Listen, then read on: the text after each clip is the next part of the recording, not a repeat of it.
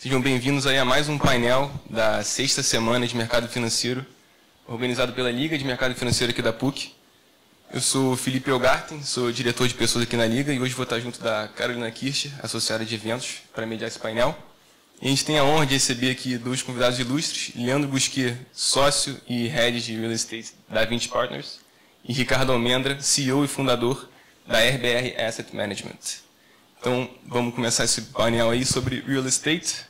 E, enfim, começando aqui as perguntas. Primeiro, olhando sobre uma ótica um pouquinho mais ampla, tá?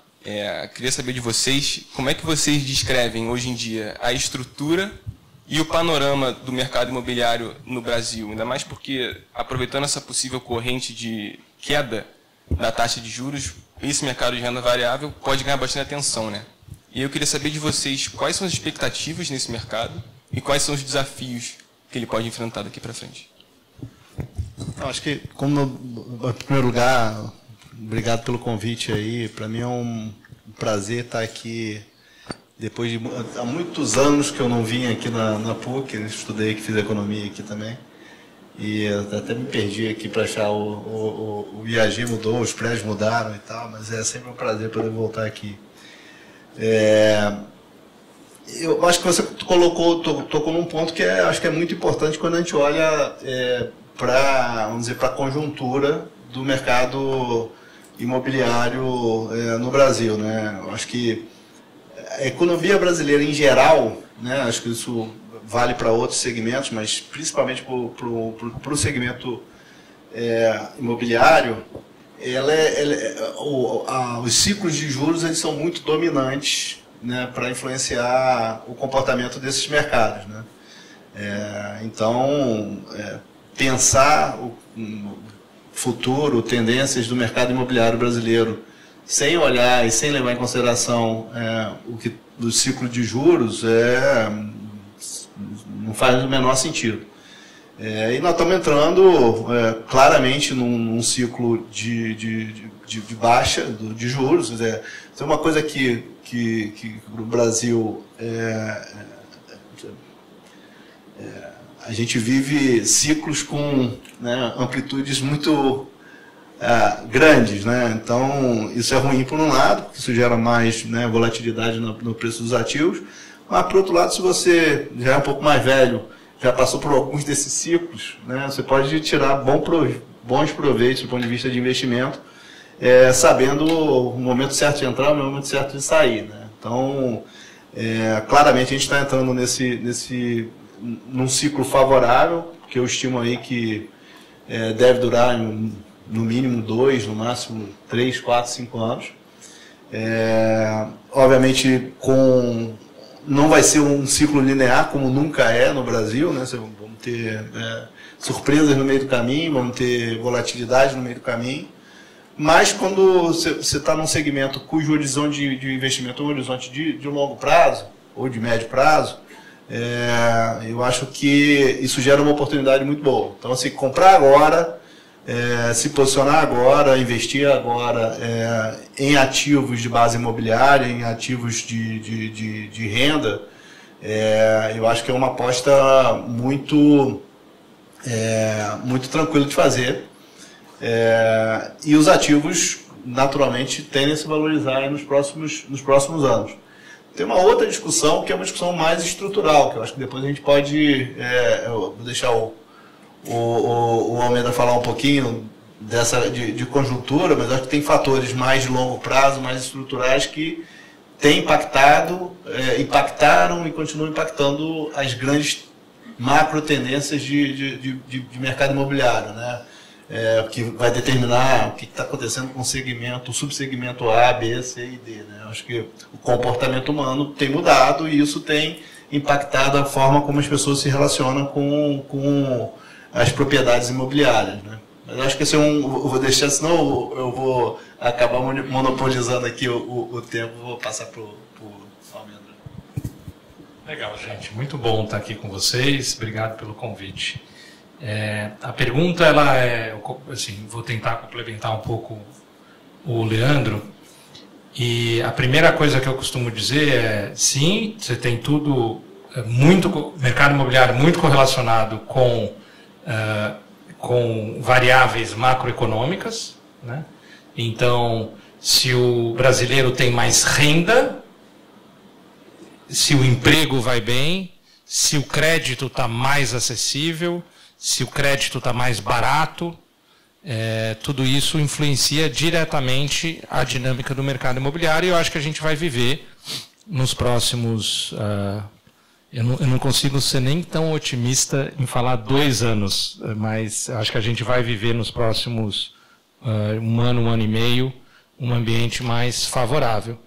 E mercado imobiliário é tão difícil falar assim de maneira generalista, porque você tem características, acho que era por aí que o Leandro ia entrar um pouco, muito específicas de cada região e dentro de cada cidade de subclasses do mercado imobiliário.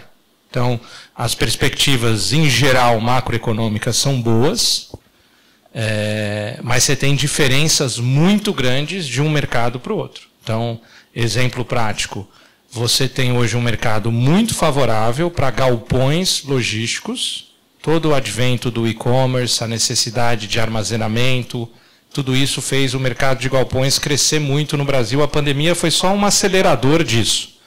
Por outro lado, você tem isso em São Paulo, e eu diria que para o Brasil como um todo, o mercado de galpões tem uma perspectiva boa. Você tem uma oferta de muito baixa qualidade, e se você produz um ativo novo, isso costuma ter uma demanda muito boa. Se você olhar para escritórios, o cenário é outro. Salvo uma região muito específica de São Paulo, e talvez uma região muito específica do Rio, ali, o Leblon, tal, um mercado muito pequenininho, salvo esses locais muito nobres, você tem uma oferta muito maior do que a demanda de escritórios. Então, é muito difícil generalizar se o mercado imobiliário vai bem ou vai mal. Tá? Então, e eu costumo dizer que, quando a gente olha o longo prazo, um país que não cresce de maneira consistente é um desafio muito grande para o mercado imobiliário. Então, quando a gente, por exemplo, a RBR tem atuação nos Estados Unidos. A gente faz negócios hoje em Nova York, tem lá uns 50 predinhos residenciais, aqueles que vocês veem no filme, aquela escadinha por fora, aquele tijolinho, a gente é dono de uns 50. Eu acho muito mais fácil ganhar dinheiro lá, em real estate, do que aqui, por incrível que pareça. O mundo inteiro está lá, você tem capital do mundo inteiro lá, mas eu acho mais fácil ganhar dinheiro lá do que aqui. Porque você tem um país que cresce.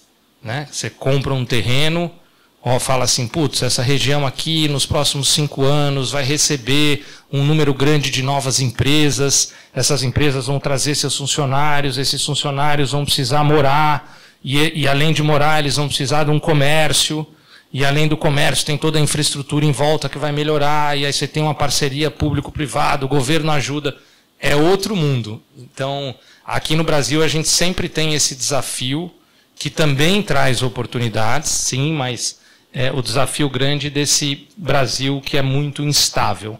E que se a gente olhar os últimos 10 anos especialmente, a gente teve muito mais momentos ruins do que momentos bons. Os ciclos bons foram muito curtinhos. E eu tenho receio de que a gente está inserido nesse cenário daqui para frente. Eu não vejo uma mudança ainda estrutural para falar, putz, tudo vai bem no mercado imobiliário. Obrigada. Agora, aproveitando o gancho dessa última pergunta, nós sabemos que aqui no Brasil a maior parte dos investimentos de renda variável estão concentrados nas negociações da Bolsa. E desde a pandemia a gente tem observado também um crescimento no número de investidores no mercado imobiliário. Então, ao que vocês acham que se deve, né, esse atrativo, de certa forma, meio repentino? Vocês falaram também das variáveis macroeconômicas, então, se quiserem desenvolver um pouco isso.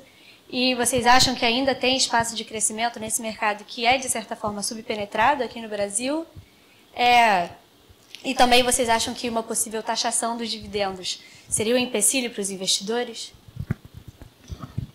Bom, o mercado de fundos imobiliários listados, né, sem dúvida, ele vem crescendo a taxas muito elevadas. É um tipo de investimento que tem um perfil que é muito atrativo para investidores de todos os perfis e de todas as naturezas. Mas no Brasil, em particular, por conta de razões históricas e por conta do benefício fiscal que existe nos rendimentos, acabou se popularizando bastante com investidores, né, pessoas físicas, né? Então, hoje, 70% da base de investidores de fundos imobiliários no Brasil é composta por investidores de pessoas físicas. E, assim, a razão por que esse instrumento se popularizou e atrai cada vez um número maior de investidores é porque tem uma série de vantagens, de fato.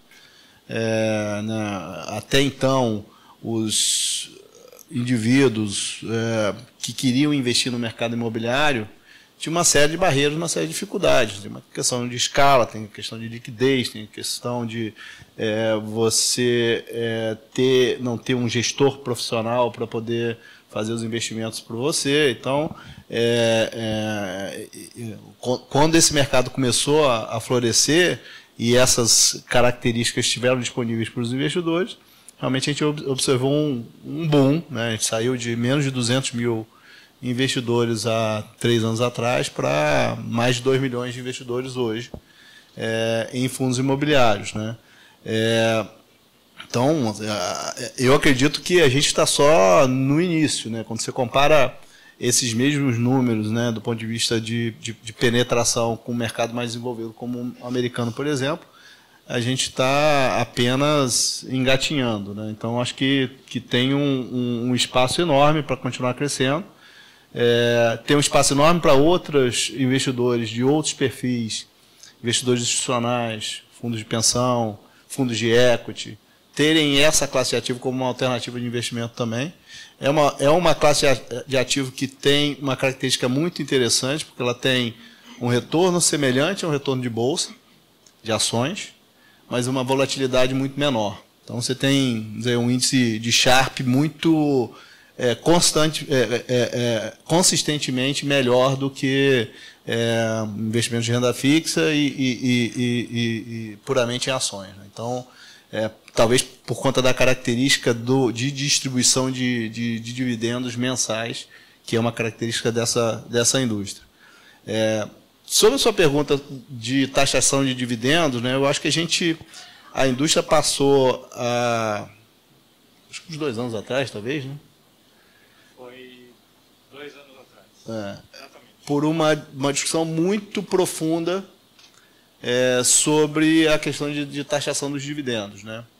E eu considero que essa foi uma oportunidade muito boa para a indústria de fundos imobiliários sobre esse tema, que sempre existia essa dúvida no ar, né? Uma hora vão taxar os dividendos, e se taxar os dividendos, quais serão as consequências para a indústria de fundo imobiliário? E aí, de fato, o governo se propôs a analisar a possibilidade de taxar.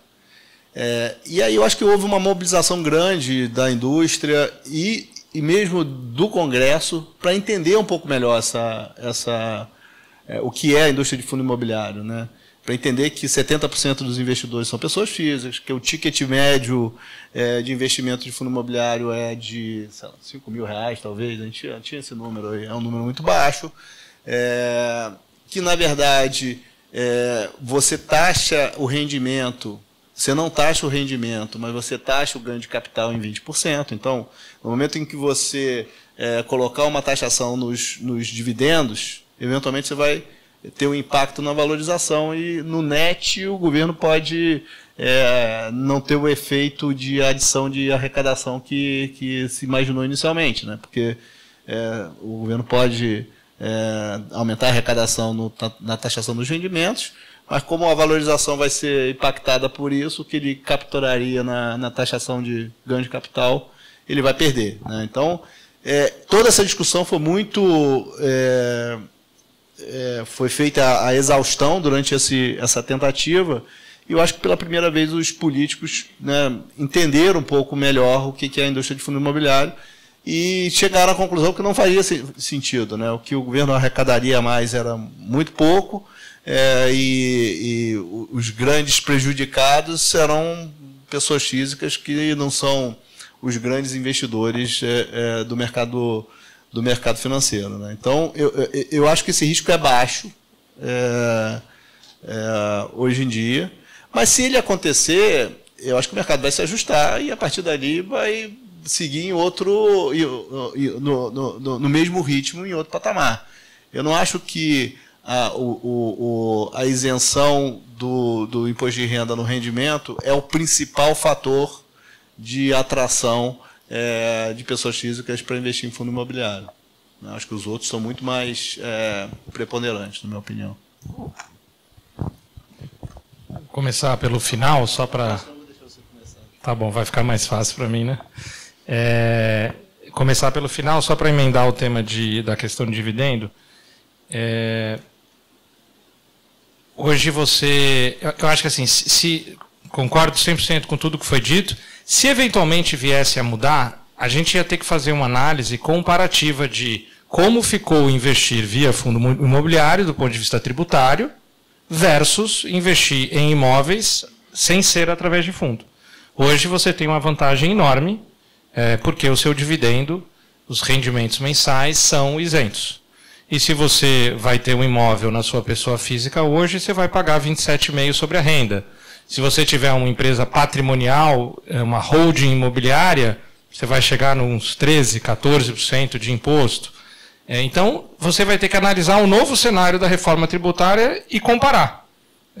Eventualmente, mesmo sendo tributado, o fundo imobiliário vai continuar tendo uma vantagem fiscal. Então, a gente tem que analisar isso para ter... Agora, gera muito barulho. Gera muito barulho. Há 2 anos atrás teve esse movimento. Há 8 anos atrás também teve esse movimento.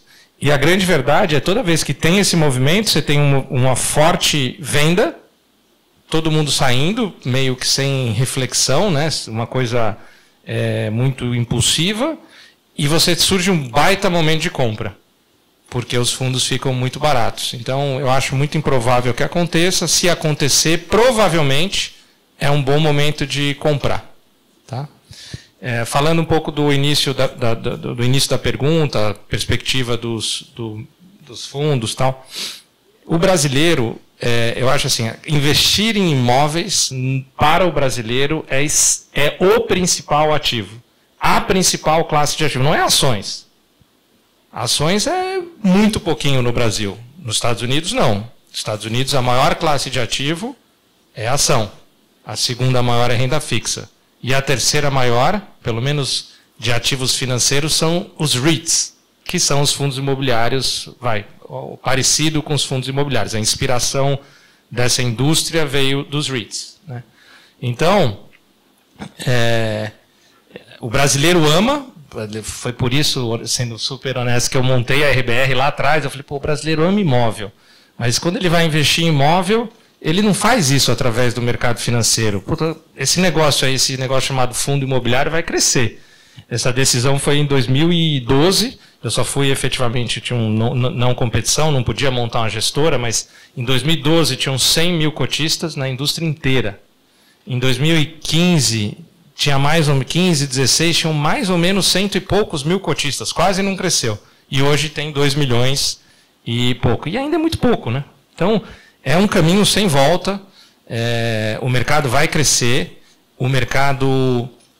a indústria vai melhorar, os gestores vão ter portfólios mais diversificados, os fundos vão crescer, a gestão ativa vai ser cada vez mais reconhecida como algo importante. E se a gente parar para pensar, olha que eu acho uma briga inglória, assim, que é a seguinte: imagina que você é um investidor que tem, pode falar 100 mil reais ou 10 milhões de reais. Você prefere comprar uma sala comercial no centro do Rio de Janeiro, ou você prefere comprar o pedaço de um prédio AAA, AAA é uma nomenclatura comum no mundo imobiliário, né? Um prédio AAA de escritório na melhor região do Rio ou na melhor região de São Paulo?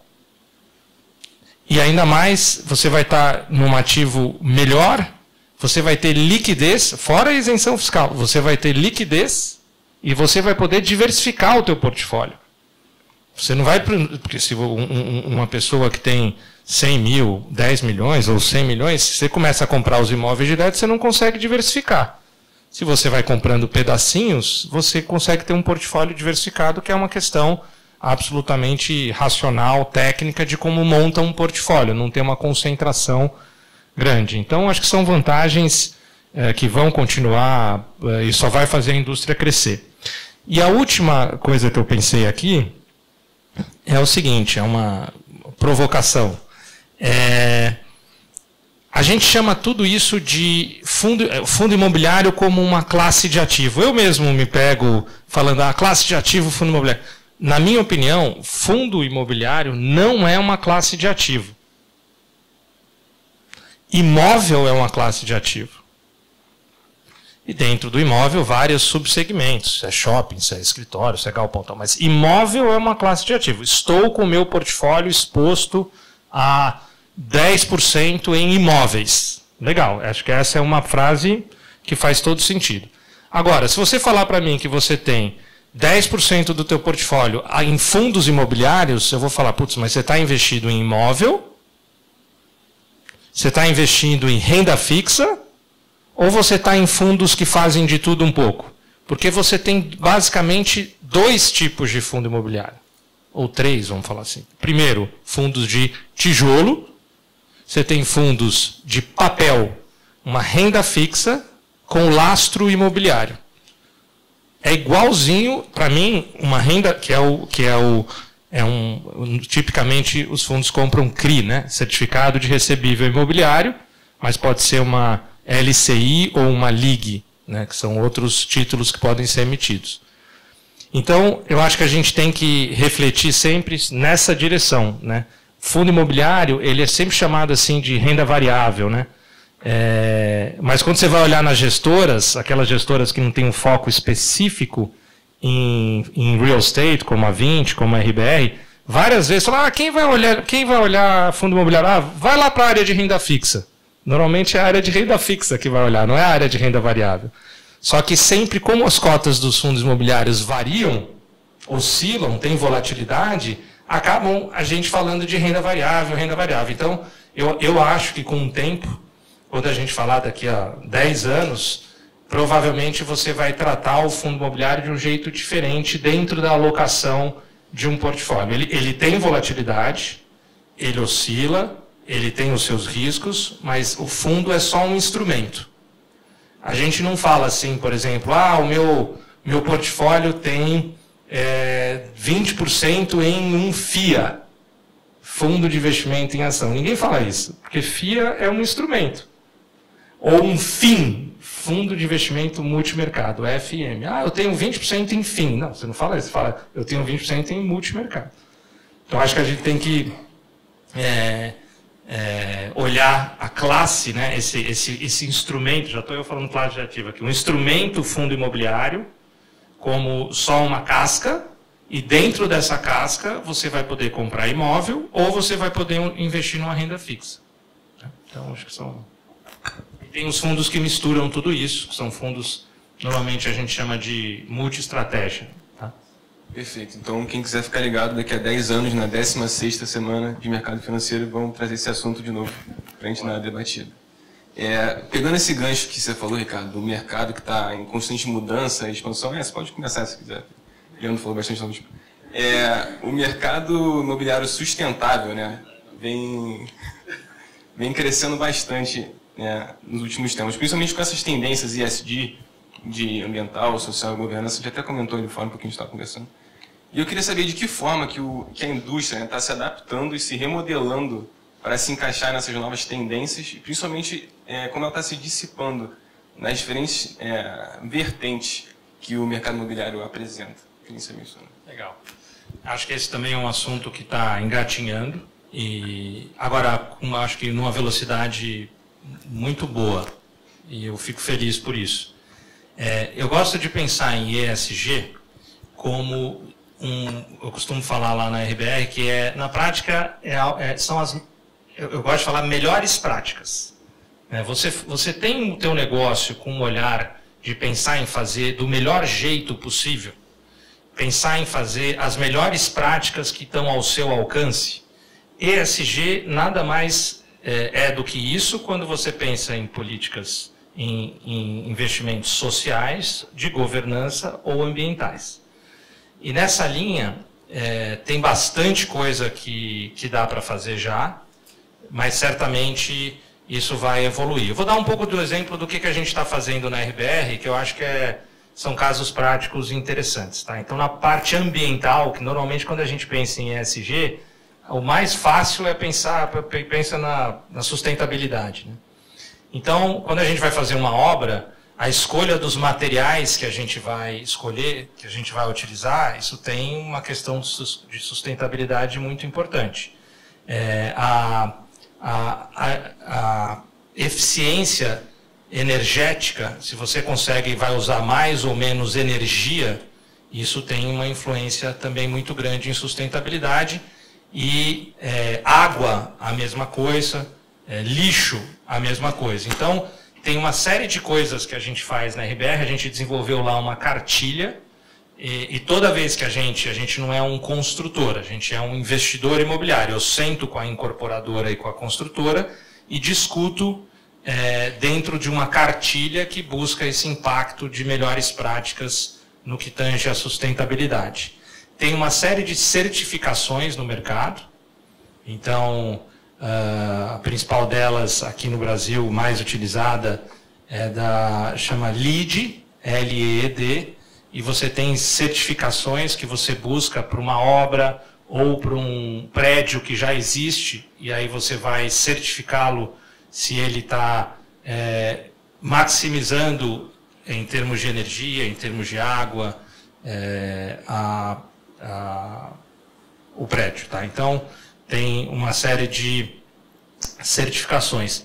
Quando a gente vai para a parte de crédito, por exemplo, você pode, a gente tem uma área de crédito imobiliário, né? A gente empresta dinheiro e pega um ativo imobiliário em garantia, empacotando isso como um certificado de recebível imobiliário, um CRI. Então, quando você vai emprestar dinheiro, você como credor, você tem um ótimo momento que você pode sentar com o devedor e discutir com ele pautas ligadas a ESG. Desde a política de investimentos sociais que ele faz, se ele for um construtor, por exemplo, qual o olhar dele para os operários, para os funcionários que ele tem numa obra. Existe algum curso, existe algum treinamento, existe um plano de saúde? Na parte de governança, como é que ele está estruturado como empresa? Existe um conselho, existem comitês, como é que é a sucessão, como é que a empresa é auditada ou não é auditada? Então, tudo isso você consegue ir empurrando também na parte social, também na parte de governança. Se ele vai construir um ativo, você pode falar, putz, que tal você buscar uma certificação ligado a esse tema, que vai te garantir que a tua obra vai ser uma obra mais sustentável. Se você conseguir essa certificação, eu posso te dar um desconto na tua taxa. E um desconto, normalmente um incentivo financeiro é um estímulo bem importante para quem está pegando dinheiro. Então, se você acena com uma taxa mais barata, isso é bom. E no final das contas, quanto mais uma empresa, como devedora, ou como tua sócia, caminha numa política de melhores práticas, menos risco você está correndo. Maior a chance de você ter um resultado positivo no teu equity, se você está fazendo equity, ou na dívida, se você está emprestando dinheiro. O sucesso na dívida é você ter o teu dinheiro de volta com juros e principal recebendo de volta. Então, eu acho que essa é uma pauta que eu gosto de falar que é um caminho sem volta. Né? Se você, por exemplo, é dono de um prédio, amanhã, muito provavelmente, um inquilino, isso já acontece hoje, em menor escala, mas se você é dono de um prédio e vai uma multinacional alugar o teu prédio hoje, muitas vezes, se você não tiver uma certificação, se você não comprovar que você faz um uso adequado dos recursos, em termos de sustentabilidade, talvez o teu prédio saia da lista de potencial aluguel dessa empresa. e isso vai acontecer cada vez mais. Eu acho que daqui a um tempo é possível que nós, como compradores de um apartamento, quando a gente for comprar, a gente vai ter um olhar mais cuidadoso para critérios de assuntos ligados à sustentabilidade. E eu acho que a geração de vocês tem um olhar, e eu fico feliz por isso, muito mais interessado, genuinamente interessado nisso do que a nossa geração. E a gente vem aprendendo também sobre isso bastante. É um caminho, assim, eu como empresário, como executivo, esse é um caminho de aprendizado. E está só no começo também. Eu acho que o empreendimento imobiliário de grande porte, ele tem um impacto, sem dúvida, em várias dimensões, né? Tem um impacto no meio ambiente, né? Tanto no processo de construção, quanto na operação, dependendo do tipo de empreendimento que é. Então, ao longo do tempo, várias medidas estão sendo feitas no sentido de minimizar ou neutralizar esse impacto, né? Então,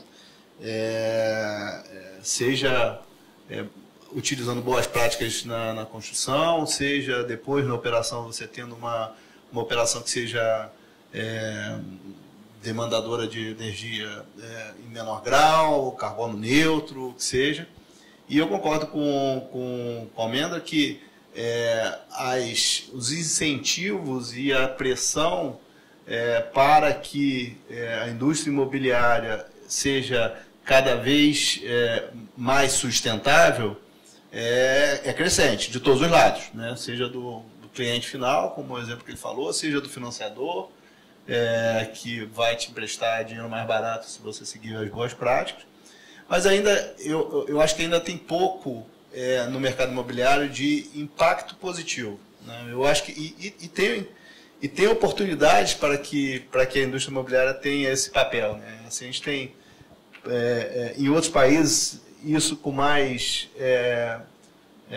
frequência, mais clareza, mas aqui no Brasil ainda pouco, na minha opinião. Mas você tem, por exemplo, áreas degradadas com prédios históricos que estão sem uso, que demandam um investimento para dar uma nova finalidade, que eu acho que é um nicho que ainda é pouco desenvolvido e pouco explorado no Brasil. Você vai no centro do Rio, centro de São Paulo, até os governos municipais e estaduais até tentam gerar, né, programas de incentivo para fazer com que o empresário invista nessas regiões, né? Mas ainda eu acho que tem um espaço enorme para o mercado imobiliário crescer com impacto positivo, né? E não simplesmente tomando medidas para neutralizar os impactos negativos que o empreendimento imobiliário traz para a sociedade. Falando um pouco agora em relação às estratégias, né, a gente sabe que existem implicações dadas a gestão, seja ativa ou passiva. Então, a gente queria entender um pouco como que a Vinci e a RBR fazem para avaliar e para equilibrar essas estratégias, dadas as oportunidades, né, do mercado, do setor imobiliário e aos tantos ativos, né? Olha, no nosso papel, a gente sempre mira a gestão ativa, tá? Sempre. Então, em tudo que a gente faz nos nossos fundos, sempre tem a gestão ativa. Agora, a gestão ativa, ela precisa ser compreendida, na minha opinião, não só como aquela coisa típica do mercado financeiro, de você comprar e vender, compra barato, vende caro e tal. A gestão ativa no imóvel é você garantir que aquele imóvel, por exemplo, tem um custo de condomínio adequado, o mais barato possível. Quanto menor o custo de condomínio, quanto menor a manutenção, quanto mais bem cuidado, mais vai sobrar aluguel para você, né? Quando você vai alugar um prédio, você pensa em aluguel, condomínio e IPTU. Então, se você faz a gestão ativa do teu prédio para baixar o teu custo de condomínio sem perder qualidade, isso é uma gestão ativa. Quando você vai negociar, pensa, pandemia, aí todos os inquilinos, mesmo os mais ricos do mundo, e os que os negócios estavam bombando na pandemia, eles ligavam para a gente e falavam, vamos ter que negociar o aluguel, né? Pandemia. Aí você falava, olha, veja bem, aí isso, fazer um olhar para o contrato extremamente beneficiando o cotista, isso é uma gestão ativa super importante. Então, tem vários inquilinos que a gente teve que fazer algum tipo de renegociação na pandemia, mas todos os descontos que foram dados ao contrato foram acrescidos como multa caso o inquilino decidisse sair no meio do caminho. Fala, beleza, eu vou te ajudar. Mas se você decidir sair do meu prédio e ir para outro, aí você me paga o que eu te dei de desconto. Esse tipo de gestão, normalmente, não é algo típico que um investidor individual, não profissional, faz. Então, a gestão ativa de um imóvel propriamente dito, ou de uma dívida, um CRI, envolve uma série de coisas do dia a dia, assim, bem específicos, da parte de engenharia, da parte jurídica, da parte comercial, que não são típicas de, vamos falar assim, mercado financeiro, né, do trading, né? E também tem a gestão ativa, claro, de você identificar oportunidades em momentos de distorção muito grande de mercado. Então, a gente recentemente começou uma migração bastante relevante nos fundos que a gente tem esse mandato, multi-estratégia, de sair de investimento de renda fixa imobiliária e caminhar para fundos de tijolo. Sai dos fundos de CRI ou do CRI direto e vai para os fundos de tijolo. Dentro dos fundos de tijolo, a gente escolheu, por exemplo, montar uma posição muito relevante, para a gente, muito relevante, num fundo específico de shopping. Porque a gente entendeu que estava muito barato e, enfim, tem todo um racional dessa melhora de mercado, ligado muito à taxa de juros, que a gente acha que esse fundo vai recuperar mais uns 20%, 30%, além dos 20% que já subiu. Então, acho que a gestão ativa ela é o futuro, sem dúvida. Acho que do nosso lado também. A gente não faz gestão de nenhum fundo com gestão passiva. Nosso objetivo é gerar um alfa para o investidor, atuando nas dimensões que o Almendra descreveu aí, seja comprando e vendendo ativos bem, usando a alavancagem de maneira, vamos dizer, com sabedoria, e também atuando na gestão dos portfólios, né? Seja nas locações, seja em gestão condominial, seja em, eventualmente, algum retrofit, alguma reforma, alguma mudança de uso que a gente tem que fazer no imóvel, no empreendimento, para que a gente possa extrair valor daquele ativo, né? O maior valor possível daquele ativo. E, bem rápido, qual seria a diferença entre uma gestão passiva para ativa? Você tem, no fundo, na verdade, a indústria de fundos imobiliários, ela nasceu, e essa trajetória não foi exclusividade do mercado brasileiro, não. Nos Estados Unidos também a gente observou essa mesma trajetória, né? Ela começou muito mais com fundos que a gente chama de fundos passivos, né? Que são onde basicamente você tem lá ou um ativo imobiliário ou um portfólio imobiliário, e o fundo se resume àquele ativo ou aquele portfólio. Você tem um trabalho de gestão, obviamente, ali, muito mais nessas questões mais de gestão do ativo, ou às vezes nem isso, né? Você subcontrata uma empresa do mercado para fazer esse papel, e você é simplesmente ali um fiduciário que vai coletar os aluguéis e distribuir para os investidores, né? Esse é um fundo típico de gestão passiva. A primeira, vamos dizer, geração de fundos imobiliários no Brasil tiveram essa característica. E aí, a partir de, talvez, a segunda onda de fundos imobiliários, aí, a partir de 2015, 2016, 2017, começaram a surgir gestoras especializadas, cuja atuação ia além, né? Os fundos eles faziam novas emissões para comprar novos ativos, vendiam esses ativos, distribuíam os ganhos resultantes dos lucros auferidos nessa venda, tinha uma atuação muito mais forte na gestão da propriedade propriamente dita, como o Almeida estava descrevendo aqui. E eu diria que hoje a grande maioria dos fundos tem essa característica de fundos de gestão ativa, né? Os fundos de gestão passiva que existem no mercado hoje são legados da primeira onda de fundos imobiliários no Brasil. Perfeito. E agora, falando um pouquinho sobre o mercado secundário de fundos imobiliários, a gente pega, por exemplo, os fundos CETIPados, né, cuja operação é feita no mercado de balcão mesmo. Como vocês enxergam esse investimento hoje em dia, não só nos fundos CETIPados, mas também no mercado secundário de FIIs? E como se diferenciam de outros dentro do mercado de real estate e no mercado financeiro no geral? Eu acho que o CETIPado é um fenômeno, talvez essa parte você tenha que editar para o pessoal da XP não me ouvir aqui.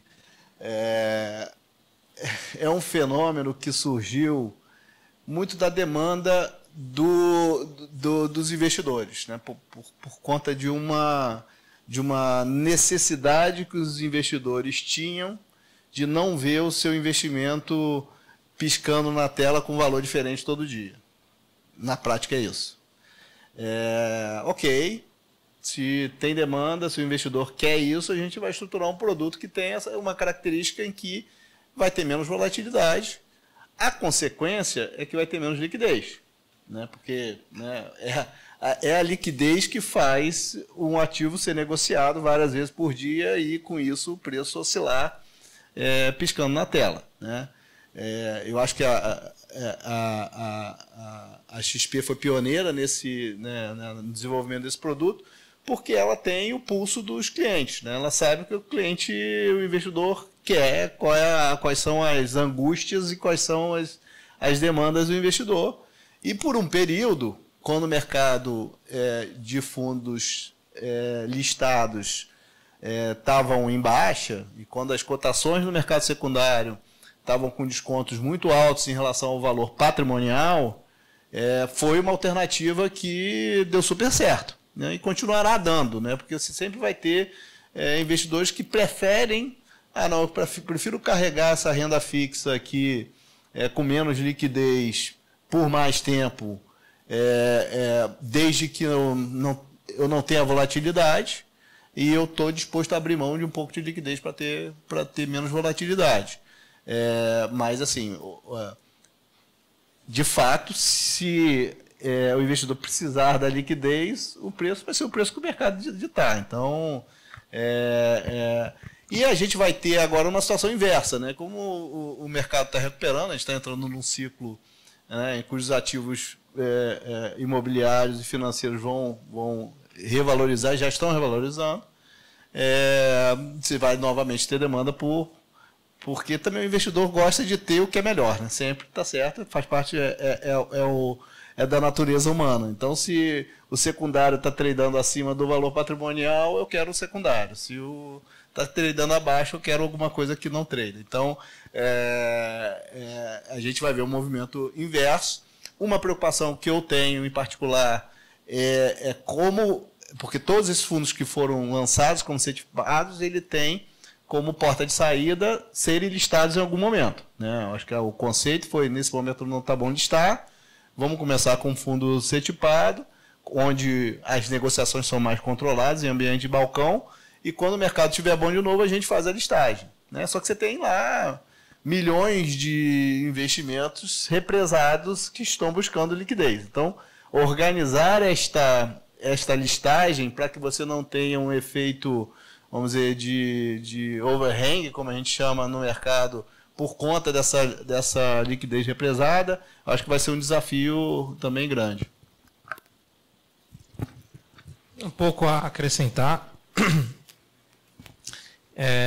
Eu acho que a gente tem uma questão cultural muito forte no Brasil dos investidores quererem fugir da volatilidade, né? Então, E eu acho isso algo que seria desejável que ao longo do tempo, através de educação, education, né, mais acesso a especialistas, consultores de investimento, plataformas de investimento independente, que a informação consiga chegar com mais qualidade. Então, o investidor que compra hoje uma NTN-B, Título Público Federal indexado ao IPCA, sei lá, NTN-B 2035, hoje deve estar IPCA mais 5, 5,10, sei lá, entre 5 e 5,20, deve estar uns 5,20.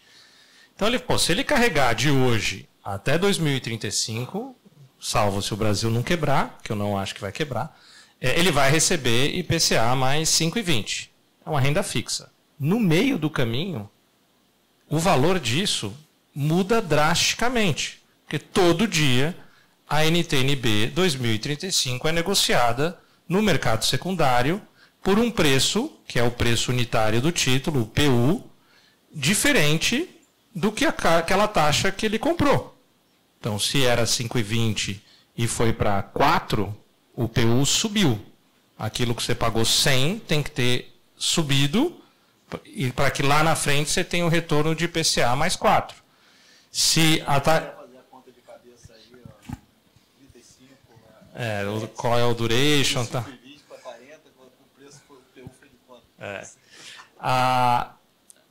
O inverso, né? Se for negociado a IPCA mais quase 7, acho que bateu recentemente, né?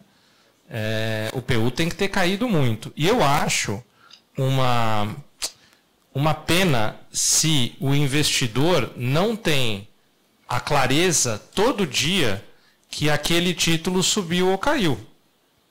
Porque a volatilidade, eu falo assim sempre, ninguém é obrigado a vender nada. Você não é obrigado a vender a cota do teu fundo imobiliário porque ele está negociando abaixo do valor patrimonial. Agora, é muito bom você saber que se você quiser vender, é aquele valor que você vai conseguir. E hoje, ainda, na maioria dos investidores, que não os investidores pequenininhos, os investidores, principalmente os qualificados, acima de algumas centenas de milhares de reais, eles não veem essa marcação. Então, a Ambima, eu vou chegar no CETIPado, tá? A Ambima soltou uma norma falando assim, a partir de agora tem que marcar mercado tudo. Aí veio as plataformas, os bancos falando assim, olha, se ele for investidor e qualificado, ele pode assinar uma cartinha falando que ele quer marcar na curva. Aí, a maior parte dos investidores lá assinaram e o cara não vê a mercado, ele vê na curva. Ele não vê essa volatilidade. O CETIPado é isso. Né? Então, a gente teve, agora ainda tem, tá? Agora você pega um fundo nosso de papel, de CRI. O patrimônio dele vale R$100 e a gente tem ali a gente tem 4 fundos de CRI, mas 2 deles estão negociados a 95. Ele vale 100 e estão sendo negociados a 95. Aí hoje o investidor não quer. Mas o CETIPado ele compra. O CETIPado é uma nota de R$100 que você está pagando R$100. O listado é uma nota de 100 que você pode comprar por 95 e aí o investidor não compra. Por quê? Porque ele oscila, o investidor não vai dormir tranquilo, vai ficar nervoso, vai ter esse incômodo. Então, eu acho que o CETIPado ele é momentâneo, é para suprir um momento de muita aversão a risco, mas ele não é o grosso do mercado, não é para lá, não é essa direção que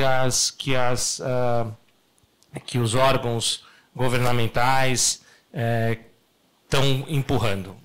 A gente vai cada vez mais para um mercado onde você vai ter o estímulo você ver o real valor dos ativos, ter uma marcação a mercado correta na conta dos investidores. Ótimo.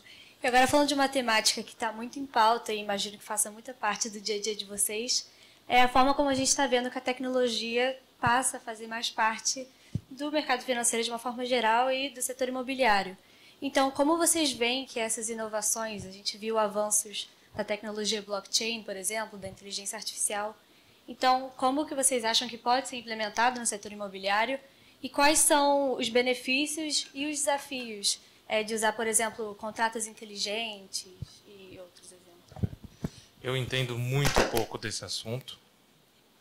Quase passei o microfone aqui para o Leandro, para ele começar. E aí eu imagino, né? Ia ficar... Mas eu acho que, graças a Deus, eu tenho sócios na vida e eu tenho time. E eu tenho alguns que são muito profundos e interessados nesse assunto. Eu domino muito pouco. Eu acho que, sem dúvida, tem implicações muito interessantes. Então, eu consigo ver, por exemplo, quando a gente fala de... quando eu pego uma garantia imobiliária, né? Eu vou lá, emprestei dinheiro e peguei esse prédio aqui da PUC como garantia. Aí eu faço um instrumento chamado alienação fiduciária. Né? Tudo isso registrado em cartório. Né? Se eu uso a tecnologia para registro de garantias imobiliárias, isso aqui vai trazer uma eficiência e uma segurança jurídica gigantesca. Né? Se eu não preciso ir lá no cartório para ver a alienação fiduciária do ativo que está emprestado e tal, isso aqui é muito bom. Né? Eu tenho a tecnologia, eu vou poder, possivelmente com essa tecnologia, vai ser muito mais fácil também fracionar um imóvel. Eu pego um pedacinho do imóvel como garantia, não precisa ter a garantia toda. Então, e o imóvel é a mesma coisa. O próprio instrumento, se a gente pensar, o instrumento que eu falei, fundo imobiliário, a prova que, aqui eu vou falar, acho que é uma prova que fundo imobiliário não é classe de ativo, é só instrumentos. Talvez um dia não precise de fundo. Talvez eu possa ter uma outra forma de você organizar os investidores para ser dono daquele mesmo imóvel. Depois que a gente aposentar, você vai ter a tokenização. Então, já tem, né? Isso em escala, você pode ganhar muita eficiência. Então, o fundo ele é um instrumento que pode ser substituído por uma tecnologia diferente. Mas depois eu falei tudo o que eu já sei de tecnologia, eu passo para o especialista, meu amigo que mais conhece disso é o Leandro. Obrigado. Não, mas acho que, sem dúvida, a tecnologia está presente em todos os segmentos da nossa vida e no mercado imobiliário não poderia ser diferente. Mas você deu algum exemplo e que o Almendra explorou aí que tem um impacto direto, né? Assim, quem aqui já comprou ou vendeu um imóvel, sei lá, para a família ou acompanhou os pais? Acho que não tem transação mais arcaica possível do que a compra e venda de imóvel, né? Você precisa ter um cartório para registrar, um escrivente, um escriba, lendo a escritura com as partes presentes, com a assinatura, e depois registra no livro, assina. Sim, realmente não tem nada mais arcaico que isso. Obviamente, você tem uma questão de lobby que impede que, né, porque como você tem os cartórios que têm, vamos dizer, uma posição monopolística para registrar essas transações e ganham muito dinheiro com isso. Então tem essa resistência, mas assim, é óbvio que você usar a tokenização como o contrato eletrônico para substituir tudo que hoje é registrado à mão, me parece uma coisa absolutamente óbvia. Eu acho até que isso já passou do tempo em que a gente deveria já ter toda a indústria imobiliária sendo transacionada dessa forma. Então, essa eu acho que é um uso muito óbvio da tecnologia e tem um espaço de ganho de eficiência, de ganho de produtividade, de velocidade enorme, né? Fora isso, eu acho que a tecnologia está presente em todos os segmentos imobiliários de diversas formas, né? E aí tem mais a ver com a operação dos imóveis do que a indústria imobiliária propriamente dita, né? A indústria de construção, ela é uma indústria de baixa tecnologia, sempre foi historicamente. Novamente, ela vem evoluindo, mas não é uma indústria high-tech. Então não é por aí que vai ter os grandes breakthroughs tecnológicos, não vai ser na forma como um prédio é construído, né? Pelo menos eu não enxergo no horizonte de curto e médio prazo isso acontecer. Mas na operação dos imóveis, ela já é presente, né? E a forma como as pessoas, que é um pouco que a gente estava conversando no início, usam e se relacionam com as propriedades imobiliárias, tem mudado ao longo do tempo por conta da tecnologia. Então, se hoje você... fenômenos como Airbnb na indústria de hotéis, né? O impacto de coworkings e todas as empresas que operam esse tipo de forma de utilizar escritórios na própria indústria de escritórios. Então, eu acho que a tecnologia no uso dos imóveis já está presente, e aí eu acho que as aplicações são inúmeras e tem um caminho enorme para continuar. A própria inteligência artificial também, que eu acho que em vários desses segmentos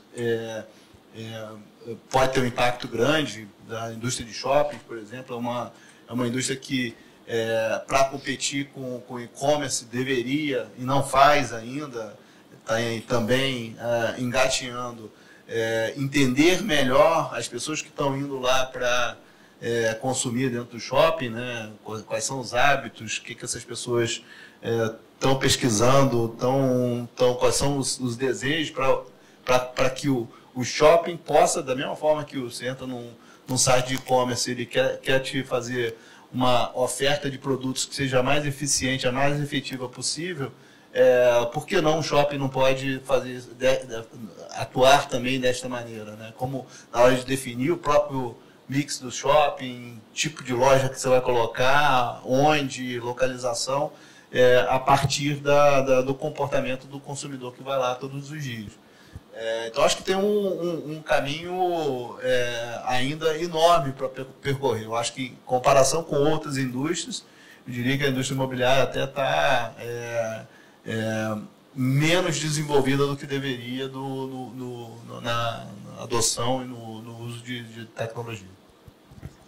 Não, perfeito. Obrigada. E como vocês mesmos já pontuaram, né, existem muitas formas de você investir no mercado imobiliário. Então, em vez do investidor ele comprar cotas de um fundo, por exemplo, ele pode adquirir CRI ou LCI. Então, a gente queria saber um pouco o que diferenciam, né, eles entre si. Bom, acho que a gente tem na classe de compra de imóvel direto, né? Você pode comprar tanto um imóvel fora diretamente, né? Vai lá e compra o ativo, passa a escritura no seu nome, ou você pode comprar através de um fundo imobiliário. Então, eu diria que são essas duas formas principais, e eu vejo uma vantagem. Aí você tem ações de empresas imobiliárias listadas também, que a gente também cobre e tem opinião sobre isso, né? Ações de incorporadoras. No Brasil, basicamente, você tem incorporadoras com foco residencial, uma incorporadora com foco logístico e algumas empresas de propriedade, que são basicamente as de shopping hoje, né? E a São Carlos, uma empresa que tem mais escritórios, principalmente escritórios. Mas então, ações, compra um imóvel direto ou investe num fundo imobiliário de tijolo, como a gente chama na indústria. E na parte de renda fixa, você tem 3 instrumentos, que no fundo são relativamente parecidos, mas o principal deles é o CRI, que é super importante para financiamento da indústria de real estate, muito importante. E nessa linha até da taxação de dividendos, uma coisa que ficou muito clara na discussão ali em 2021 é o impacto que você vai ter ao tirar incentivos do fundo imobiliário. Você diminui ou para de crescer essa indústria e falta funding para o setor. E os fundos de CRI são um funding muito importante para o setor, né? Então, você pode comprar o certificado de recebível imobiliário direto, ou você pode comprar o fundo que investe nesses papéis. Você tem fundos chamados multi-estratégia, ou nasceu como um fundo de fundos e foi migrando, depois começaram a chamar de multi-estratégia e depois mudaram um pouquinho. Hoje tem uma linha que chama hedge fund imobiliário. Na prática é tudo a mesma coisa. Nasceu como fundo de fundos, aí depois alguns fundos permitiram no regulamento, falar, puta, além de comprar, a gente foi um dos primeiros talvez, além de poder comprar cota de outros fundos, eu quero poder comprar o CRI direto. Porque se todos os fundos imobiliários estiverem caro, eu não tenho o que fazer com o dinheiro. E se eu puder comprar um CRI, todos estiverem sendo negociados acima do seu valor justo, do valor patrimonial, e eu puder comprar um CRI direto, aí eu tenho certeza que eu estou investindo num CRI que tem o seu valor justo, né? A maior parte dos CRIs que a gente investe são CRIs que são exclusivamente da RBR. A gente foi lá, negociou, falou com o devedor, empacotou isso como um CRI e só a gente investiu. Então, eu não estou comprando no mercado secundário com ágil. E o mercado secundário de CRIs é muito pequeno. Então, não tem tanta liquidez. Então, depois aí os fundos multi-estratégia e os fundos, hoje em dia, hedge fund, além de operar fundos imobiliários, CRIs ou LCIs ou LIG, ele também pode fazer operações, comprar uma ação do setor imobiliário, ou ele pode comprar uma SPE, uma sociedade de propósito específico. A SPE, não sei se todo mundo sabe, é uma companhia que você monta com um propósito específico de fazer um empreendimento imobiliário. Então isso foi uma mudança super importante na legislação, na indústria imobiliária. Na década de 90, você pegava um incorporador e ele fazia tudo junto. Era tudo uma empresa só que incorporava vários prédios. E aí, quando uma incorporadora quebrava, você tinha a contaminação de um projeto no outro. Porque era o mesmo CNPJ que estava incorporando várias empresas. E depois surgiu uma legislação que você fez uma sociedade de propósito específico. Então, para cada projeto, vou investir num terreno aqui do lado da PUC, fazer um prédio residencial focado em estudantes. Você monta uma SPE e você investe aquele dinheiro, é um CNPJ segregado, e todo sucesso ou insucesso vai estar exclusivo àquele CNPJ. Então, vários fundos hoje também podem investir em algumas SPEs específicas. Mas essas são as opções que eu acho que existem no mercado imobiliário. Para dar um pouquinho assim de cor do que a gente hoje, um exemplo do que a gente acha que está muito barato, que eu acho que é legal. Não sei se vocês vão fazer essa pergunta também depois ou não? Pode falar, pode ficar à vontade. Vai?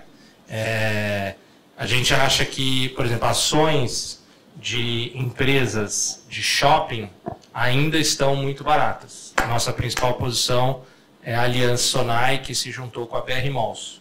Então, essa é uma empresa que está negociando a R$ 24, R$ 25, e a gente acha que tem um potencial nesse ciclo de queda de juros e a economia do Brasil indo razoavelmente bem, a gente acha que tem uma chance muito boa de recuperação. Alguns fundos imobiliários de tijolo, especialmente os de shopping, a gente também acha que tem um nível de desconto muito bom. A 20 tem um ótimo fundo, que é o VISC 11. A XP tem um outro fundo, que é um fundo grande, que é o XPML 11. Então, são fundos que tendem a ter um bom resultado também. Acho que podemos falar, pegando esse gancho que você trouxe de fundo de tijolo, a gente tem, dentro dos fundos de tijolo, a gente tem os de desenvolvimento, né? Que é basicamente você construir o imóvel do zero. E aí, pensando sobre a ótica do investidor, assim, para adquirir cotas de um fundo de desenvolvimento ou já que possui imóvel pronto, tem algum perfil de risco que se enquadra mais para que, por exemplo, pode ser uma alternativa de investimento com maior maturação, já que ele é de desenvolvimento? E como é que isso se compara? Assim, como que, pela ótica do investidor, qual que seria mais adequado para adquirir cota? Acho que são dois perfis bem diferentes, né? O fundo de renda, o investidor está buscando a renda, né? E é inclusive um fundo muito mais fácil de você negociar e precificar no secundário, né? O fundo de desenvolvimento, o objetivo do investidor é ter o ganho de capital, que é fruto da diferença do preço de venda do imóvel pronto, do imóvel que você vai comprar o terreno e vai construir, alugar e vender maduro. E normalmente isso tem um ciclo, né? Então não, eu acho até complicado você ter fundos listados de desenvolvimento, né? Especialmente com a indústria ainda com o nível de, vamos dizer, sofisticação e educação que tem. Porque no meio do caminho é difícil você precificar um fundo de desenvolvimento, né? Você comprou o terreno, até dá para fazer, mas assim é complexo para um investidor pessoa física que não é experiente, né? Então você pode ter uma arbitragem muito maior do que os fundos de renda têm, né? Porque você comprou um terreno, comecei a construir, então, quanto é que vale isso, né? Já aluguei, quanto é que vale? Então é complicado, né? Você negociar um fundo de desenvolvimento ao longo do caminho. Por consequência, eu acho que o perfil do investidor acaba sendo um perfil mais sofisticado. Você até tem pessoas físicas que investem em fundos de desenvolvimento, mas normalmente são pessoas físicas que têm um patrimônio maior, que tem um horizonte de investimento que pode esperar o ciclo completo do desenvolvimento, né? Que normalmente dura 5, 6 anos, dependendo do fundo e dependendo do segmento. Desenvolvimento é muito parecido com o conceito de private equity. Você compra uma empresa, faz um trabalho nela, espera ela se valorizar e um dia sai, desinveste dela, né? É igualzinho. E isso, para o jeito, como o Leandro falou, né? O investidor típico de fundo imobiliário hoje, ele quer dividendo mensal.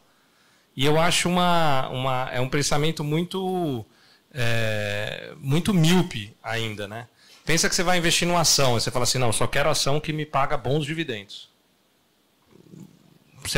Tem até gestores que têm esse viés de escolher ações obrigatoriamente que são geradoras de caixa e pagam bons dividendos, mas você pode ter uma empresa que gera caixa, mas que não tem crescimento mais. É uma indústria que está numa fase final, você não está reinvestindo. Talvez o melhor uso do dinheiro que você pudesse fazer é reinvestir aquele capital e não pagar dividendo. Então, a gente tem vários fundos de desenvolvimento, a gente já desenvolveu mais de 50 terrenos entre prontos e em desenvolvimento, residenciais, comerciais e logísticos. Mas normalmente são investidores de altíssima renda ou investidores institucionais. São eles que têm a paciência ou a sofisticação de mirar um retorno acima de 20% ao ano, mas abrirem mão de liquidez e não, enfim, é mais esse perfil, né? E dentro dos fundos imobiliários tem aquela história, né? O cara que comprar um fundo de papel, ele tem que estar comparando isso com o desempenho do CDB dele, né? E o cara que comprar um fundo de shopping ou de escritório vai ter que encarar isso como um imóvel, vai ter que comparar com ele comprar uma sala comercial direto ou um apartamento direto. Aí é mais essa comparação. A gente está se encaminhando ao final aqui dessa conversa, então uma pergunta aqui é como que a RBR e a Vinci endereçam os diferentes relacionamentos com os diferentes tipos de investidores, né? Existem alguns fatores como cenário macroeconômico, os diferentes horizontes de tempo, né, da maturação das teses do setor imobiliário. Então a gente queria entender um pouco como que vocês endereçam realmente esses relacionamentos e como que vocês tranquilizam os investidores dessa forma. Muito gogó e sola de sapato, assim, não tem segredo, você ter eu acho que a gente tem que ter, como gestor de recurso, uma preocupação genuína, e não são todos que têm, com o seu investidor. Você está cuidando do dinheiro, da poupança de uma outra pessoa, né? É muito comum a gente se referir no mercado quando o que você tem dentro do fundo é o teu ativo. E o teu investidor, muitas vezes a gente fala que é o passivo, né? Eu nem gosto muito dessa palavra, porque passivo passa uma imagem de um problema, né? De uma dívida tal. O investidor, ele é o cerne do que a gestora faz, é para ele que a gente está trabalhando. E a gente tem que ter uma rotina, assim como você tem que ter uma organização muito grande na parte técnica que analisa investimentos, você tem que ter uma organização, um processo, estratégia na parte de relação com os investidores, e como você falou, você tem investidores que são completamente diferentes. Então, quando a gente trabalha com fundo listado em bolsa, com foco em varejo, você tem que pensar numa forma, primeiro, do teu relatório de gestão estar o mais completo possível, claro, ter canais de comunicação com o teu público. A gente tem uns, sei lá, deve ter uns 300 mil investidores, a 20 tem mais ainda, se eu não me engano. Então, você tem que usar as redes sociais, os canais, para você fazer essa comunicação em massa, né? A gente tem uma assessoria de imprensa e procura usar também a mídia, né? Os jornais, e, enfim, os provedores de conteúdo para a gente poder chegar a essa informação o mais longe possível. E os investidores, pessoa física, family offices, multifamily offices, você faz uma relação muito mais one-on-one, com reuniões periódicas. O mesmo vale para investidores institucionais, sejam eles brasileiros ou estrangeiros. Report específico, dedicado a eles, customizado, encontros periódicos, aparecer sempre no momento bom e no momento ruim. Isso é muito importante, né? A tendência nossa é querer muito mais estar perto do investidor quando as coisas vão bem, você vai contar do teu sucesso. Mas quando o investidor está nervoso ou quando acontece alguma coisa ruim no teu fundo, mais do que nunca você tem que estar absolutamente disponível para explicar. Por mais difícil que seja, é seu dever fiduciário explicar tudo o que está acontecendo com o dinheiro que ele delegou para você. Então, acho que é um trabalho... Tem muita gestora boa que não consegue crescer porque não tem um olhar estratégico para investidor. Muita.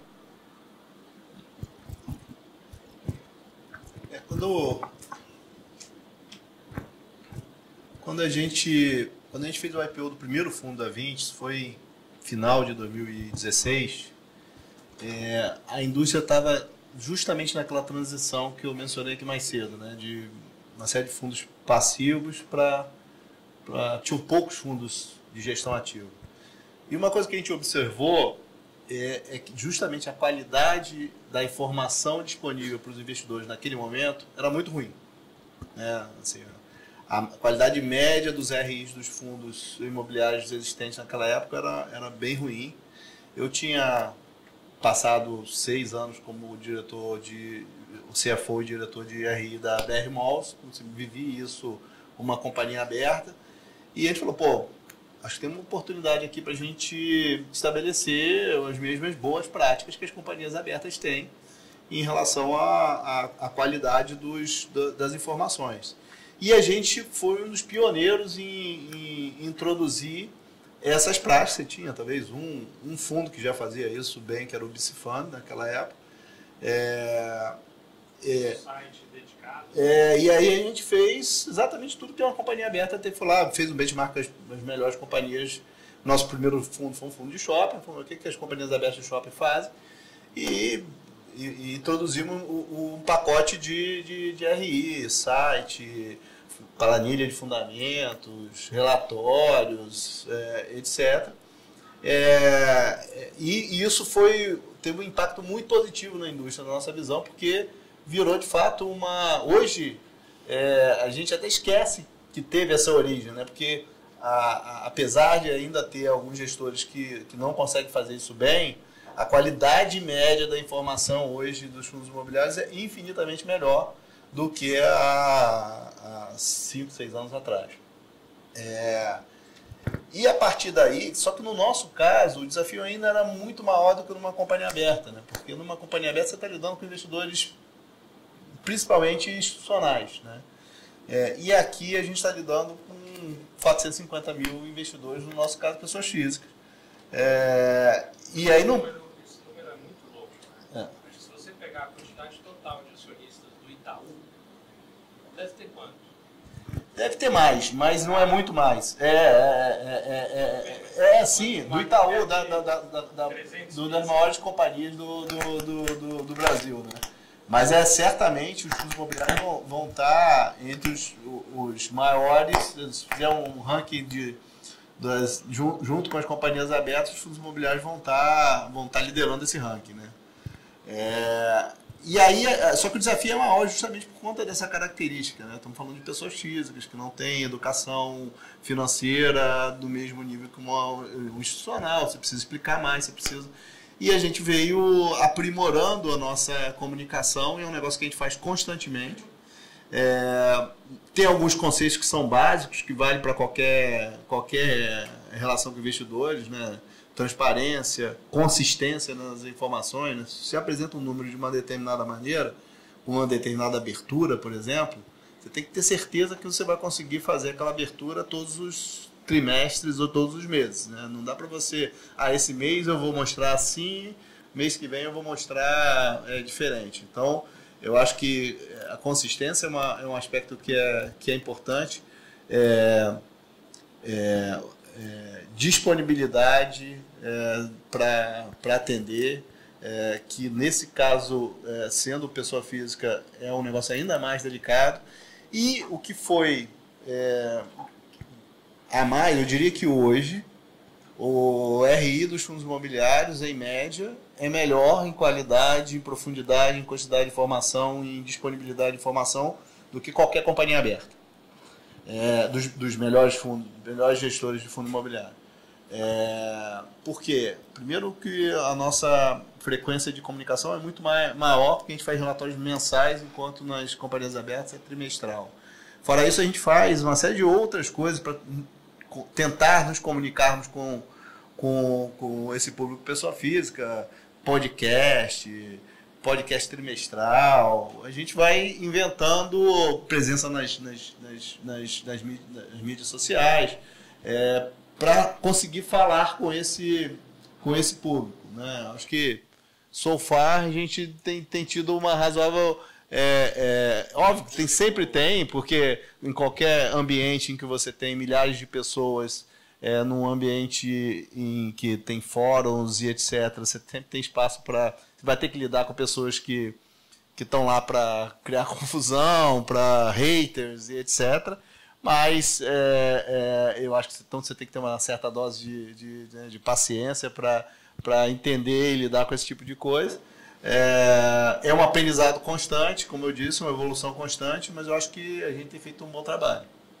Eu ia só brincar. Eu lembro de uma live que eu estava fazendo, tinha um fundo nosso que estava num momento delicado e a gente queria... Me ligou o sócio desse canal e falou: pô, Ricardo, quero que você fale e não o teu sócio lá, tal. Eu falei: tá bom, vamos lá, vou falar. Aí, pô, quanto tempo é de live? 30 minutos, foram 2 horas. E aí eu tinha lá um lugar onde você conseguia ver os comentários. E graças a Deus eu só descobri dessa coluna no final. Porque, enquanto eu falando dos haters, eu lembro que eu tinha acabado de falar um negócio, o cara falou assim: esse gestor é um sem vergonha. Eu falei: graças a Deus eu não vi isso na hora, senão acho que eu ia ter ficado vermelho. Mas é isso, o público de fundo imobiliário ele é muito apaixonado. Assim, você tem uma comunidade que vive intensamente. Então, comentários, assim, elogios e bastante crítica, a gente está exposto a isso. Qualquer movimento que a gente faça mais um fato relevante, alguma coisa, já parte da rotina verificar a repercussão no Clube FI. E tem lá toda uma técnica, uma rotina. Não, teve tantos comentários positivos, e tem os mais frequentes, a gente já tem até nome dos seguidores mais fervorosos, vamos dizer assim. Mas assim, essa é uma peculiaridade dessa indústria de fundo imobiliário. Ao mesmo tempo é uma riqueza, né? Porque você poder ter quase 500 mil investidores, acho que são pouquíssimas gestoras no Brasil que têm pouquíssimas classes de ativos que te permitem ter acesso a um universo tão grande de investidores.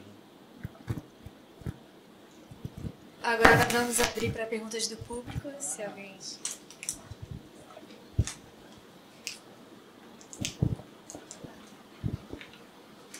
Primeiro eu queria agradecer pela palestra, Leandro e Ricardo.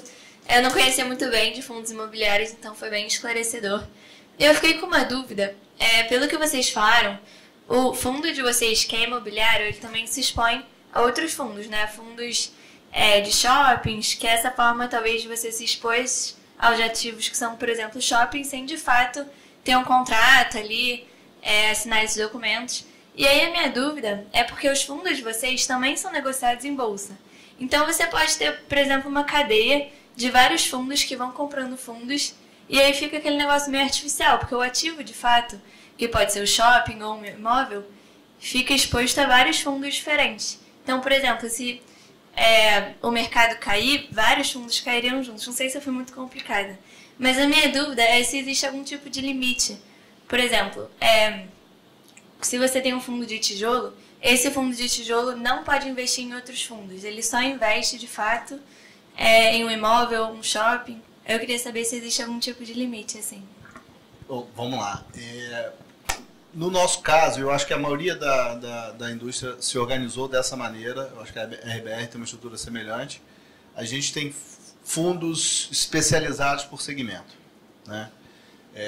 A indústria caminhou para esse modelo e não ter um grande fundo que poderia fazer um pouco de tudo. Até tem, mais recentemente, alguns fundos com esse propósito. Mas, na origem, a maioria das gestoras seguiu dessa maneira. Então, a gente tem um fundo para investir em shopping, um fundo para investir em escritório, um fundo para investir em galpão logístico, um fundo para investir em imóveis urbanos, um fundo para investir em CRI, um fundo de fundos, que também pode investir em CRI, então um fundo híbrido, e um FIAGRO setipado. Então, na verdade, a gente tem um fundo que é um fundo de fundos. Então, ele tem como objetivo investir em outros fundos imobiliários como se fosse um fundo de ações, né? Na verdade, os outros fundos imobiliários de Estado são companhias que ele vai fazer uma carteira e vai comprar e vender de acordo com as convicções e a análise, né, fundamentalista de cada um daqueles fundos. Então, de fato, uma coisa que você observou ocorre na prática, né? Se você tem um fundo imobiliário que é um fundo de fundos, né, e ele está sendo negociado, por exemplo, abaixo do valor patrimonial, e a indústria toda está sendo negociada abaixo do valor patrimonial, se você comprar esse fundo de fundos, você está tendo uma dupla vantagem, vamos dizer assim, porque você está comprando um desconto duplo. E o mercado o tempo todo opera com esse tipo de arbitragem, né? Então, agora, recentemente, a gente, nessa reprecificação que aconteceu em função do início do ciclo de juros, primeiro você teve uma valorização dos fundos de tijolo, o que é natural, porque são os que vão se beneficiar mais com o ciclo de queda de juros, e os fundos de fundos ficaram para trás.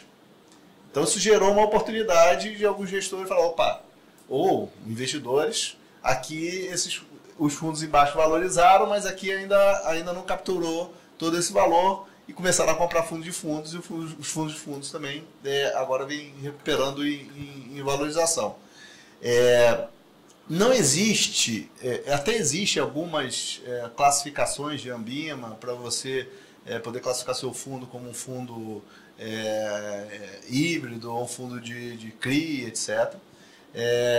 Mas não existe formalmente restrições muito severas em relação à composição da sua carteira. Então, se eu quisesse lançar um fundo de shopping, né, chamei como fundo de shopping, e só comprar outros fundos no mercado, eu poderia fazer.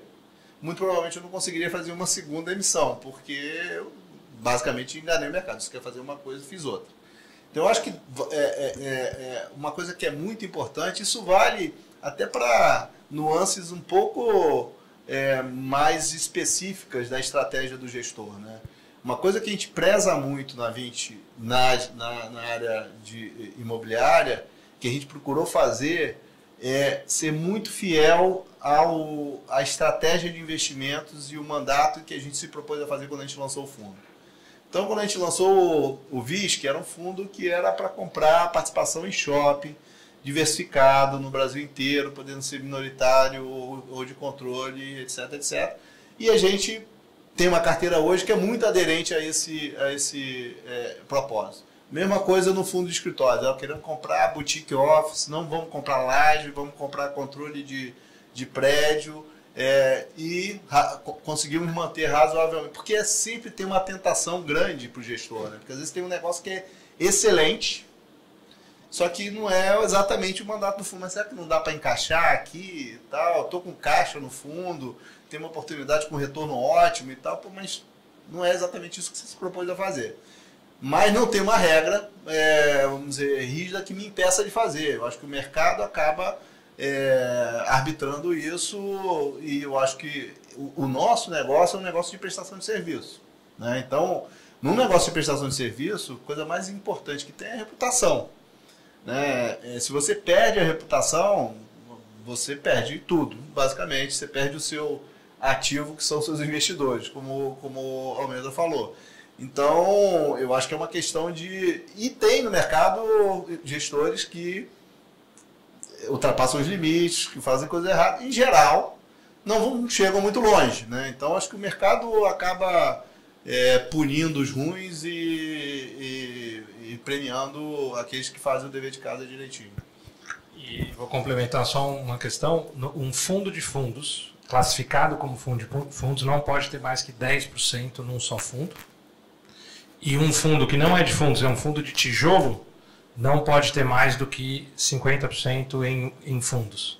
Tá? Então tem essas limitações que, se você tem essa classificação específica de fundo de fundos, ele te obriga a não ter mais que 10% na posição. E se você desenquadra de maneira ativa, você foi lá e comprou mais e passou dos 10%, você tem um prazo muito curto que o administrador do fundo, né? Lembrando, tem a figura do gestor do fundo, que é a 20, a RBR, e tem o administrador, que é outro papel. Esse cara aqui está lá para garantir que o regulamento está sendo cumprido, ele vai te obrigar a enquadrar. Se você tem um desenquadramento passivo, que é quando você tem uma posição que era 9% e virou 11%, aí você tem um pouco mais de tempo para resolver. Mas são coisas que é papel do administrador ficar em cima desses limites. Entendi, sim. Obrigada. Posso fazer duas? Primeiro, eu queria saber o que vocês acham desse mercado de FIAGRO, que parece que é bem mais imaturo, né, do que o de FII. Né? E aí o Almendra falou sobre a questão dos CRIs, que no caso da RBR são sempre empacotados, né? Você pega sempre a dívida e empacota só para vocês. Isso é uma prática? Todas as gestoras fazem isso? Ou tem gestoras que compram secundário também? Eu vou responder rapidinho, depois eu vou no banheiro que eu estou precisando. Aí você fala de FIAGRO, porque eu não faço FIAGRO, aí eu não vou agregar em nada. Tá? Eu diria assim, as gestoras que têm uma capacidade muito forte de originação, que é você conseguir originar o seu deal. Você tem contato com quem está precisando do dinheiro e você faz isso de maneira exclusiva e proprietária. As gestoras que têm isso, elas vão buscar esse diferencial e aí, felizmente, eu acho que a gente conseguiu ter este diferencial pela rede de relacionamento que a gente tem. São 10 anos fazendo isso, nos segmentos idênticos aqui ao que o Leandro descreveu que a 20 tem. No caso nosso de desenvolvimento, a gente não tem muito desenvolvimento logístico, como a 20 tem. A gente tem uma prática muito forte de desenvolvimento residencial. São mais de 40 prédios já incorporados e residenciais, e uns 8 prédios comerciais de escritório, só São Paulo capital. Então, esse foi o nosso foco, nosso nicho de atuação, e neste nicho a gente tem uma diferenciação muito grande. Tá? Às vezes a operação é muito grande para a gente, aí a gente convida um investidor para participar com a gente. Então, é uma operação de 400 milhões, a maior operação que a gente já fez foi uma operação de 400 milhões de reais, a gente ficou com uns 200, 250 dentro de casa, foi uma operação com a MRV, uma incorporadora grande. E a gente convidou outras gestoras para participar. Quando a gente convida, eu vou falar só isso assim, como modelo de negócio, né, de gestoras, a gente nunca se apropria de nenhuma receita pelo fato de ter originado e estruturado essa operação dentro de casa. Porque não é nosso negócio, e nada contra quem é. Então, quem tem tem bancos, tipicamente bancos, mas gestoras também, que tem uma área de investment banking, área de originação e que profissionais estão de... Então, no nosso modelo, a gente origina, a gente investe só para a gente ou convida alguns investidores sem 0,800.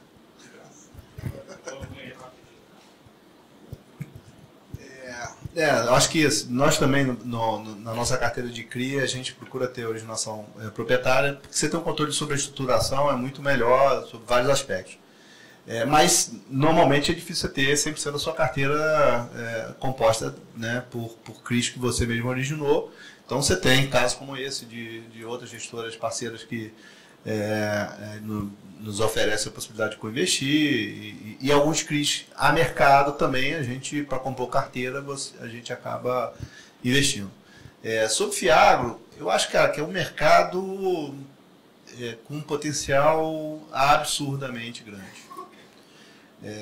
Acho que todos conhecem o potencial do setor de agribusiness no Brasil, a relevância que tem no PIB, a dinâmica de crescimento que vem apresentando nos últimos décadas no Brasil. E é um mercado que é muito mal atendido, ou sempre foi muito mal atendido, até recentemente, continua sendo, com capital de longo prazo. Você tem normalmente, via de regra, duas fontes de financiamento para o setor agrícola. Você tem crédito do Banco do Brasil, o Plano Safra, ou dinheiro de trades que antecipam a compra da produção, e é um dinheiro de curto prazo. Então, assim, para o produtor crescer, comprar mais terra, você não tem esse funding no Brasil. E aí os FIAGROs vieram para, obviamente, suprir essa vamos dizer, demanda de capital. Tanto o fundo imobiliário quanto o FIAGRO tem uma característica que, para crédito, eu acho que é fantástica, porque são fundos que eles, por natureza, eles são perpétuos, né? E isso te dá um horizonte, uma flexibilidade de negociação de crédito de longo prazo que outros fundos não têm, né? Os fundos que têm resgate, você fica limitado pelo prazo que você tem do fundo para... então, acaba que o FIAGRO acaba sendo, tanto o fundo imobiliário para a CRI e FIAGRO para o setor agro, são instrumentos muito poderosos para funding de longo prazo, né? Agora, é um mercado muito novo. É um mercado muito novo em que os próprios empresários do setor agrícola cresceram muito, exponencialmente nos últimos anos. Então você vai encontrar produtor rural que fatura 2 bilhões de reais por ano, mas que não tem balanço auditado, que é uma empresa familiar, que é ele na física. Então tem uma série de desafios do ponto de vista de formalização que eu acho que no caso do mercado imobiliário está muito mais desenvolvido.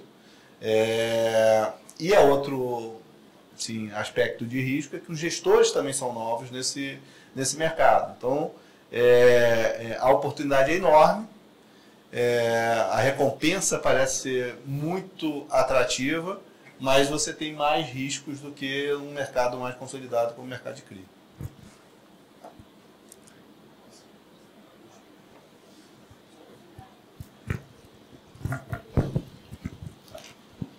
Boa tarde, agradeço pela palestra, Ricardo e Leandro. A minha pergunta acho que conecta um pouco com o que o Ricardo falou no começo.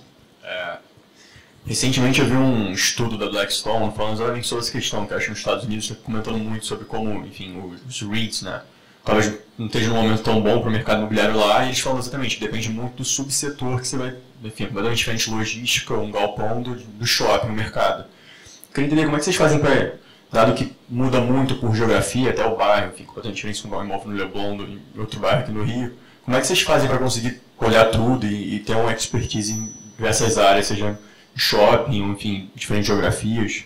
Queria entender um pouco essa parte. Não, ótima pergunta. Acho que a primeira decisão é não querer olhar tudo. E você escolher um foco de atuação. Eu te falo com toda a tranquilidade, assim, fazer desenvolvimento imobiliário residencial em São Paulo é diferente do Rio, É diferente de Porto Alegre, as dinâmicas do produto, né? Eu tenho um sócio, tinha um sócio que saiu da RBR de Porto Alegre, então ele brinca, fala assim, pô, se você fizer um produto residencial com uma varanda sem uma churrasqueira, você não vai vender nenhum apartamento, porque é uma cultura do cara, do churrasco e tal. Então você tem que entender muito e você precisa de tempo, dedicação, time, especialistas. Você vai montando um time de pessoas que seja de número suficiente, que tenha skills, né, habilidades para estudar aquele mercado. Então, no nosso caso, por exemplo, a gente cobre os mercados muito profundamente de São Paulo e de maneira, eu diria, razoavelmente forte, o Rio de Janeiro. No mais, a gente praticamente não tem uma opinião formada.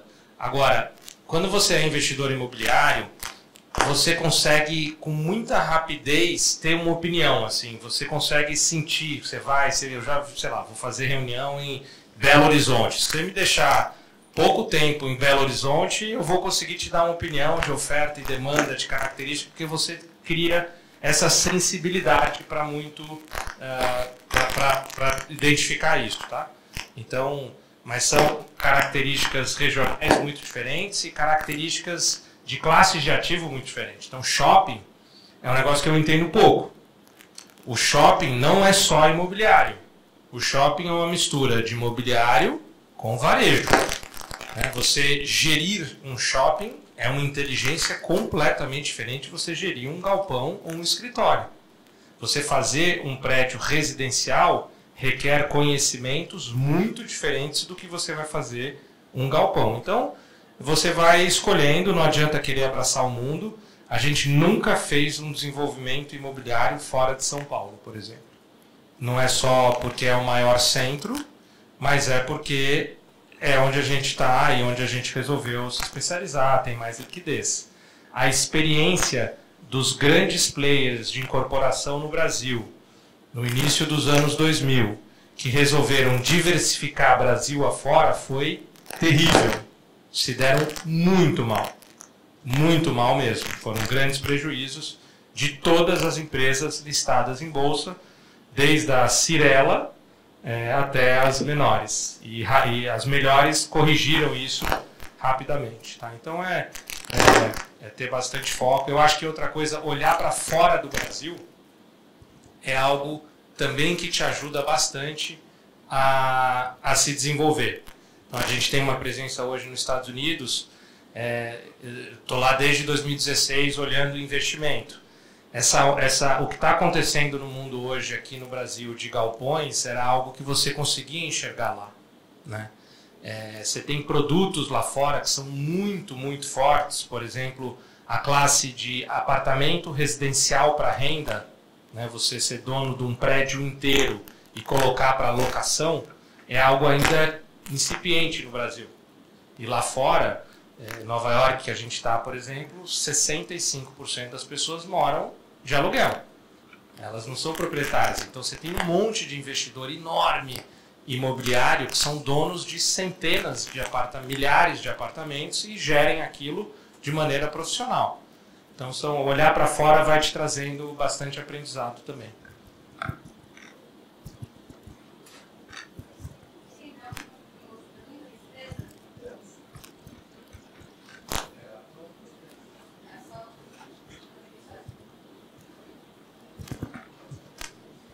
Oi, obrigado, Leandro e Ricardo, pela palestra aí. Eu gostaria de saber um pouco da relação do setor de varejo com o imobiliário. A gente sabe, né, que com uma redução de vendas de varejo você acaba tendo também, pode ter uma redução dos empreendimentos, consequentemente uma redução também na demanda por imóveis. A gente viu esse ano, né, o setor de varejo tendo alguns problemas, né, com a questão americana e tal.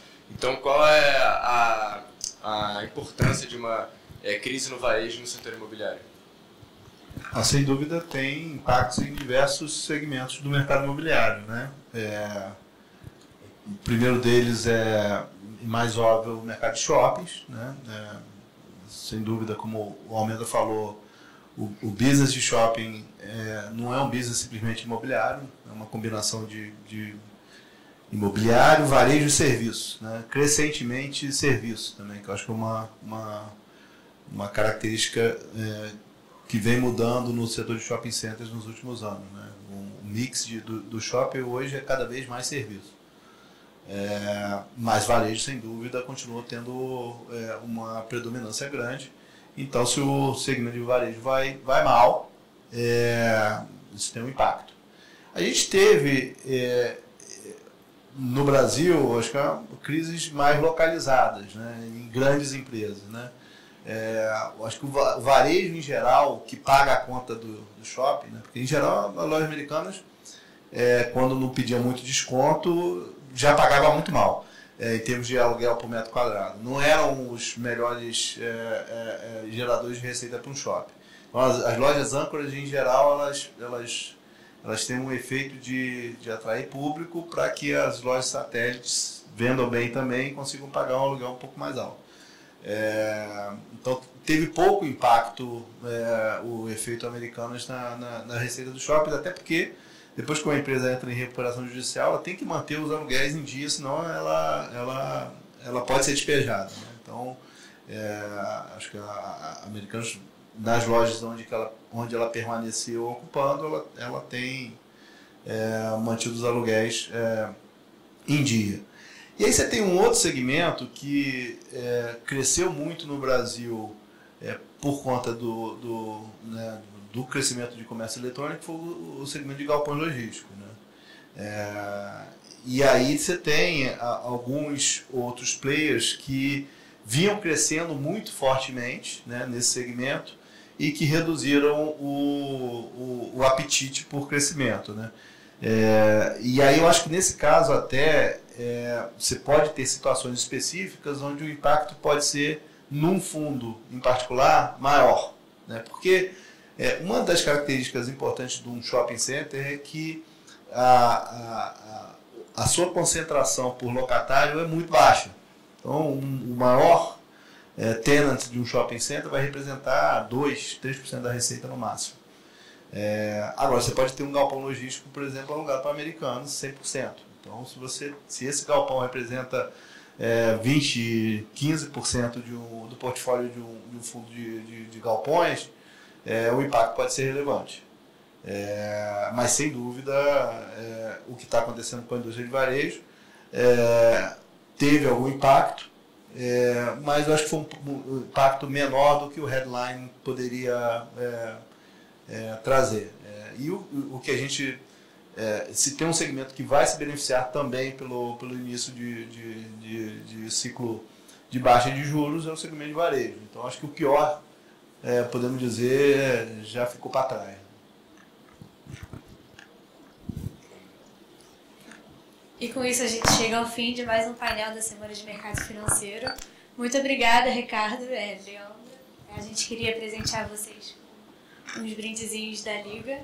Adoro bingo.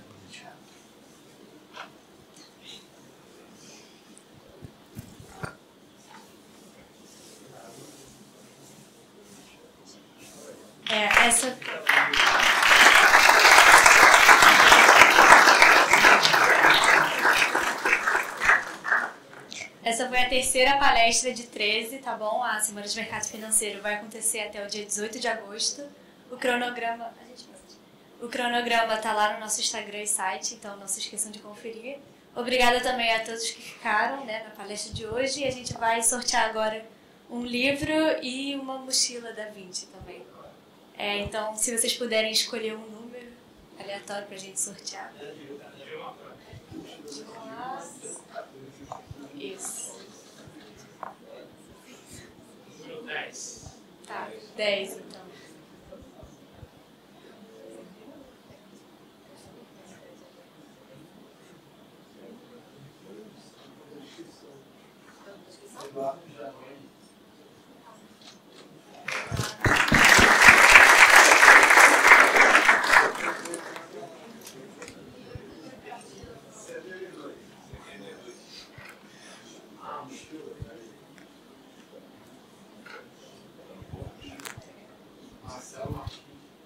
Marcelo Martins.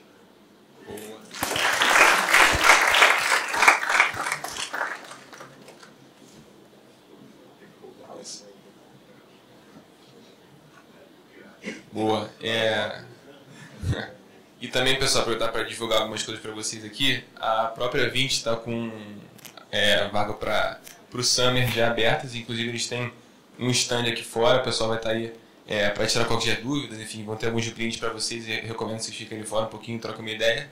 E também vender o nosso peixe. O nosso PS já está aberto para seletivo. Temos aqui na porta um QR Code direto para o Forms. E também ali fora um banner. Ricardo, tem alguma coisa da RBR que quer que a gente divulgue aqui?